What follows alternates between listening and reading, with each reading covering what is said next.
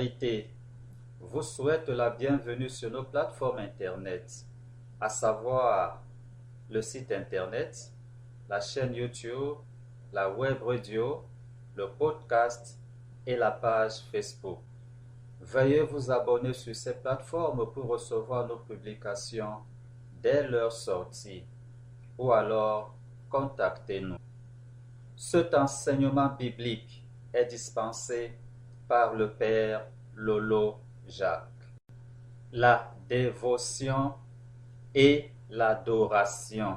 Cet enseignement a pour but de relever ou de rétablir la vérité biblique telle que révélée dans la parole de Dieu en ce qui concerne Marie, la mère de Jésus, pour sortir du mensonge et de l'idolâtrie de la Sainte Vierge Marie, car il est écrit dans Osée au chapitre 4 verset 6, « Mon peuple est détruit parce qu'il lui manque la connaissance. » Jean chapitre 8 verset 32, « Vous connaîtrez la vérité et la vérité vous affranchira. » Éphésiens chapitre 5 verset 6, « Que personne ne vous séduise par de vains discours, car c'est à cause de ces choses que la colère de Dieu vient sur les fils de la rébellion. » Colossiens chapitre 2 verset 4, « Je dis cela afin que personne ne vous trompe par de vains. »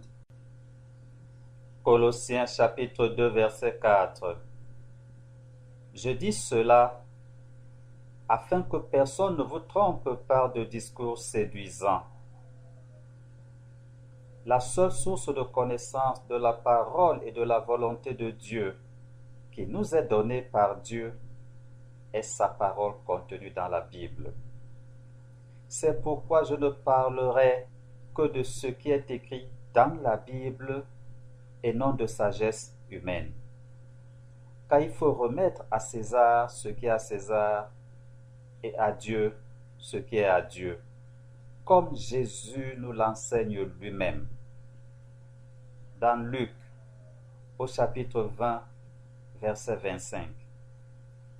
« Rendez donc à César ce qui est à César, et à Dieu ce qui est à Dieu. »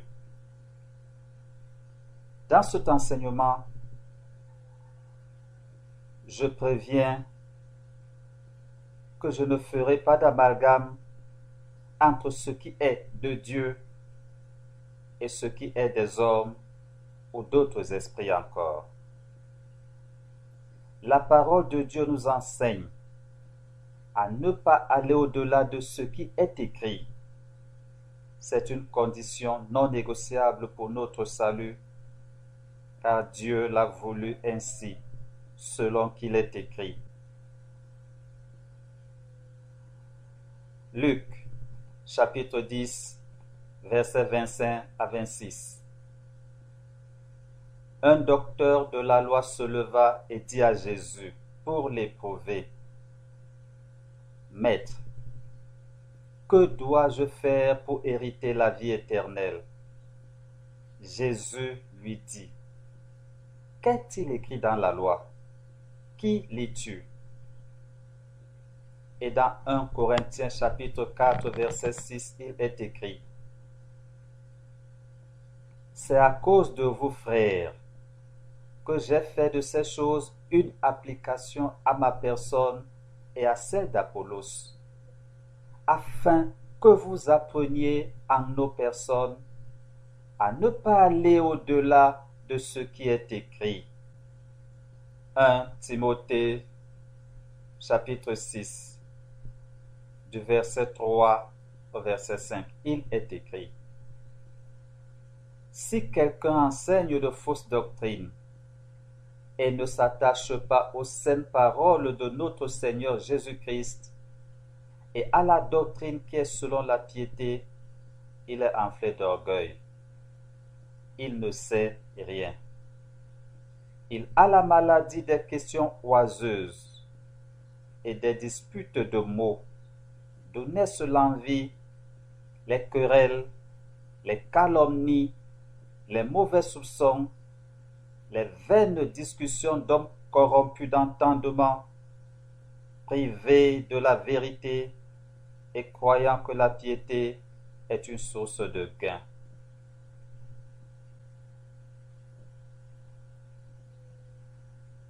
Nous allons maintenant parler de la religion. La religion est un ensemble d'enseignements, donc de doctrines, un ensemble de croyances, un ensemble de piétés et de pratiques pour constituer les rapports entre les humains et une divinité. Dans les activités religieuses de tout groupe chrétien, nous devons toujours retenir que la parole de Dieu est le seul fondement du christianisme. C'est pourquoi il faudrait toujours bien séparer ce qui est des hommes et ce qui est de Dieu. Malheureusement pour les chrétiens, ce qui est des hommes a pris le dessus sur ce qui est dans la Sainte Écriture pour faire des doctrines et pratiques humaines les fondements de la foi chrétienne. Dieu, sachant parfaitement que le diable va user de toutes sortes de mensonges et de falsifications de la Sainte Écriture pour perdre les hommes et surtout les chrétiens, la parole de Dieu nous ordonne fermement de ne nous en tenir qu'à ce qui est écrit. Et lorsque la Bible nous est enseignée, nous avons le devoir de vérifier que ce qui nous est enseigné est exact selon qu'il est écrit. 2 Corinthiens chapitre 3 verset 14. Toi, demeure dans les choses que tu as apprises et reconnues certaines, sachant de qui tu les as apprises. Et dans Éphésiens, au chapitre 5, verset 6, il est écrit que personne ne vous séduise par de vains discours, car c'est à cause de ces choses que la colère de Dieu vient sur les fils de la rébellion.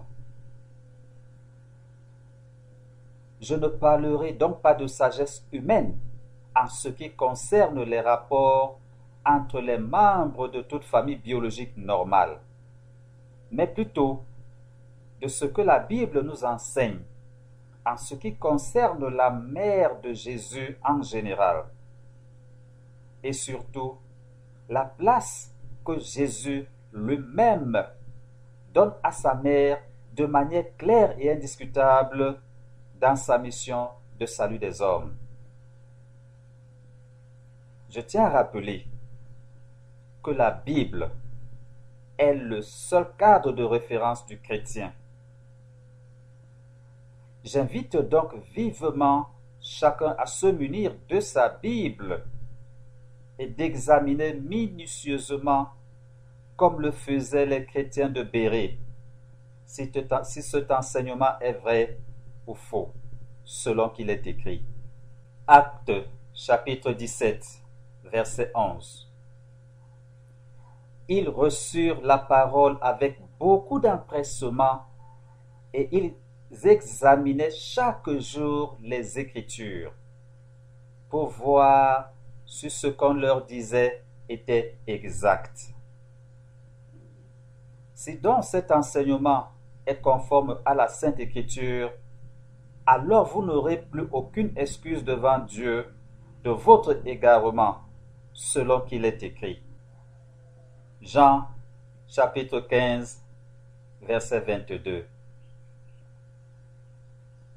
Si je n'étais pas venu et je ne leur eusse point parlé, ils n'auraient pas de péché. Mais maintenant, ils n'ont aucune excuse de leur péché. Et dans Matthieu chapitre 13, verset 9, il est écrit que celui qui a des oreilles pour entendre, entende. Et dans Apocalypse chapitre 2, verset 7, il est écrit que celui qui a des oreilles entende ce que l'Esprit dit aux églises.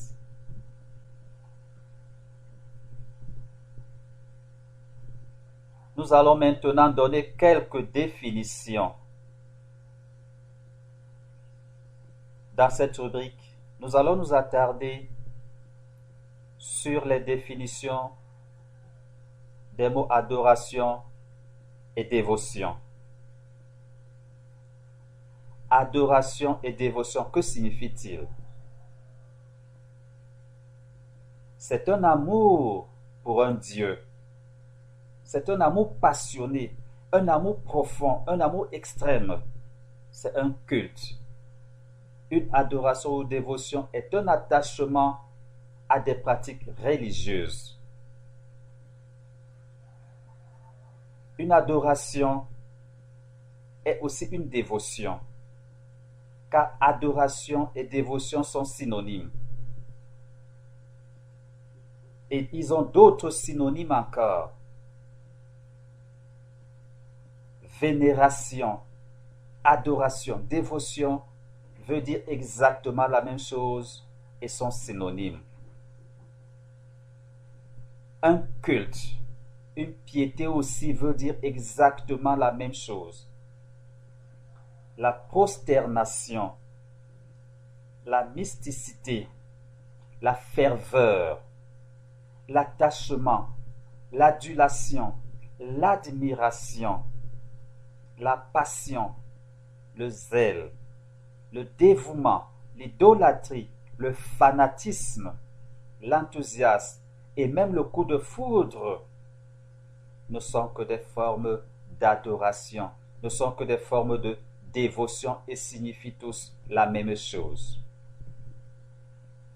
L'objet de cette partie de l'enseignement est d'attirer l'attention des chrétiens sur le fait que adoration, dévotion, vénération sont des synonymes, c'est-à-dire qu'ils veulent dire exactement la même chose et que l'un peut être valablement utilisé à la place de l'autre. Il est très important de définir le terme immaculé. Dans notre enseignement de ce jour, nous sommes en train de parler de dévotion mariale et idolâtrie. Et beaucoup de termes seront utilisés dans cet enseignement, dont l'un est immaculé. Que veut dire donc immaculé? Immaculé veut dire sans tache, sans aucun défaut. Tout ce qui est immaculé, tout ce qui est parfait relève de Dieu seul, car Dieu seul est saint. Dans le sens de la pureté, en termes d'exemption du péché, sans aucune souillure. Ce n'est pas du domaine des humains, même pas pour ceux qui sont de grande foi, ou alors qui jouissent de grâces merveilleuses réelles de la part de Dieu. Le terme immaculé est réservé à Dieu seul, car Dieu seul est saint. J'ai aussi trouvé nécessaire de donner une définition du mot saint. Les saints dans la Bible, qu'est-ce que cela veut dire? Que veut dire les saints? Dans Isaïe au chapitre 4, verset 3, il est écrit: Et les restes de Sion, les restes de Jérusalem seront appelés saints. Quiconque à Jérusalem sera inscrit parmi les vivants. Et dans le psaume chapitre 16, verset 3, il est écrit: Les saints qui sont dans le pays, les hommes pieux, sont l'objet de toute mon affection. Et le psaume 89, du verset 6 au verset 8, dit ceci: Les cieux célèbrent tes merveilles, ô Éternel, et ta fidélité dans l'assemblée des saints. Car qui dans le ciel peut se comparer à l'Éternel, qui est semblable à toi parmi les fils de Dieu? Dieu est terrible dans la grande assemblée des saints. Il est redoutable pour tous ceux qui l'entourent. Marc, chapitre 8, verset 38, il est écrit: Car quiconque aura honte de moi et de mes paroles au milieu de cette génération adultère et pécheresse, le Fils de l'homme aura aussi honte de lui quand il viendra dans la gloire de son Père avec les saints anges. Dans Luc, au chapitre 1, verset 70, il est écrit: Comme il l'avait annoncé par la bouche de ses saints prophètes des temps anciens. Et Daniel chapitre 8, verset 24, il est écrit: Sa puissance s'accroîtra, mais non pas sa force. Il fera d'incroyables ravages. Il réussira dans ses entreprises. Il détruira les puissants et le peuple des saints. Dans la Bible donc, le mot saint veut dire l'ensemble, l'assemblée des enfants de Dieu, c'est-à-dire de ceux qui appartiennent à Jésus, qui sanctifient, sans faire des hommes sanctifiés des dieux. Le mot saint, en concernant l'assemblée des enfants de Dieu, est toujours au pluriel. D'Apocalypse au chapitre 14, verset 12, il est écrit: C'est ici la persévérance des saints, qui gardent les commandements de Dieu et la foi de Jésus. Mais comme l'usurpateur, le diable, essaie toujours de se faire l'égal de Dieu, il essaie de se donner toutes les apparences du Dieu saint et véritable pour tromper les naïfs qui ne cherchent pas Dieu dans sa parole. Le diable essaie aussi de s'arroger toutes les caractéristiques de ce qu'il convoite, être l'égal de Dieu. C'est ce qui explique que certaines doctrines ont institué leur propre saint de par leur propre décision. Dans certaines doctrines actuelles, le terme saint, au lieu de faire référence à la communauté des enfants de Dieu vivant sur la terre, a été détourné de son sens biblique pour désigner d'abord un groupe de défunts qui ont été déclarés saints par les groupes qui les ont élevés à cette soi-disant dignité et reconnaissance.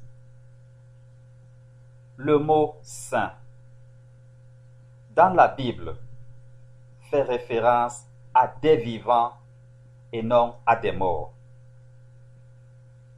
Au ciel, la Bible ne parle pas de saints, mais plutôt des âmes des fidèles défunts, selon qu'il est écrit. Apocalypse chapitre 6, versets 9 à 11. Quand il ouvrit le 5e sceau, je vis sous l'autel les âmes de ceux qui avaient été immolés à cause de la parole de Dieu et à cause du témoignage qu'ils avaient rendu. Et dans 2 Corinthiens chapitre 6, du verset 14 au verset 18, il est écrit: Ne vous mettez pas avec les infidèles sous un joug étranger, car quel rapport y a-t-il entre la justice et l'injustice? Ou qu'y a-t-il de commun entre la lumière et les ténèbres? Quel accord y a-t-il entre Christ et Bélial? Ou quelle part a le fidèle avec l'infidèle?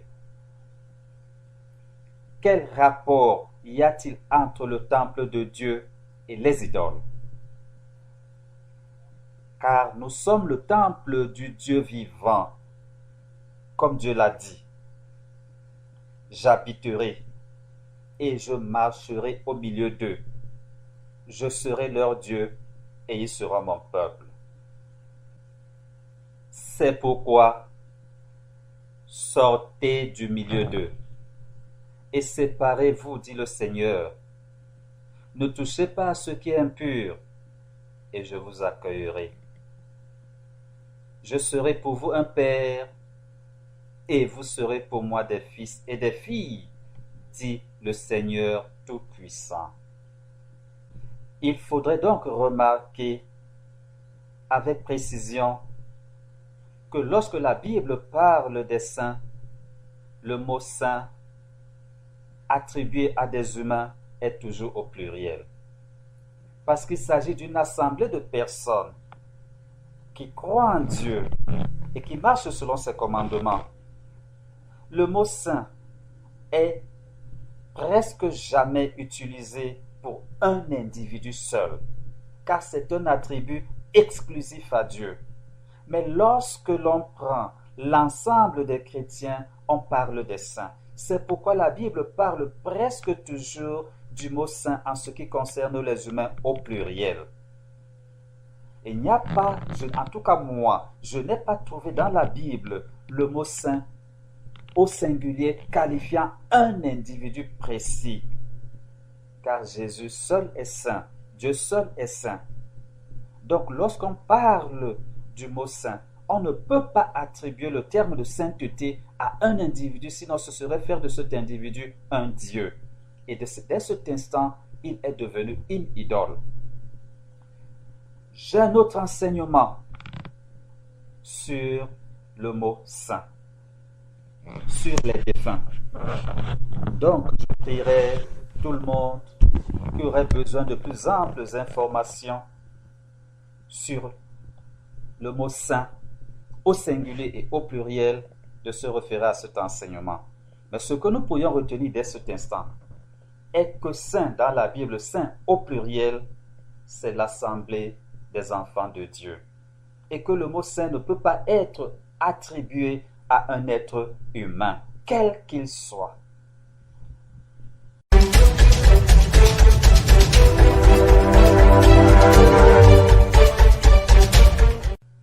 L'enseignement biblique que vous venez de suivre a été dispensé par le Père Lolo Jacques.